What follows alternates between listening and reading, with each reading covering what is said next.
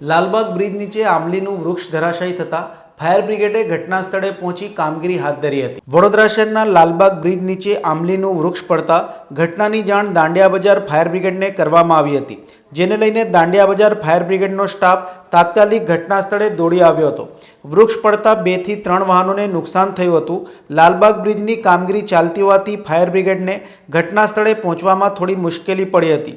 Bridge નીચે પૌવાની લારી ધરાવતા વેપારી દ્વારા આ બનાવ સંદર્ભે જણાવ્યું હતું। દાંડિયા બજાર ફાયર સ્ટેશનના સબ ફાયર ઓફિસર રવિન્દ્ર કદમ દ્વારા પણ બનાવ અંગેની માહિતી આપી હતી। હમણાં તો બધું સેફ છે।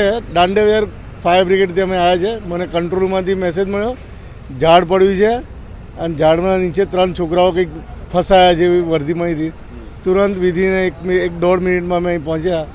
રસ્તાનું કામ ચાલુ હોવાથી થોડીક તકલીફ પડી હતી, પણ અમારા આવતા પહેલાં છોકરાઓ સેફ નીકળી ગયા હતા બાજુ પર। હવે ગાડીઓ અંદર ફસાઈ છે, ગાડીઓ અમે બહાર કાઢી લઈએ છીએ। મારું નામ Dandia Bazaar fire station sub fire officer Ravindra Kadam. तो बोरसा છે ઝાડ છે, इमली का ઝાડ है, कांटे वाला ઝાડ है।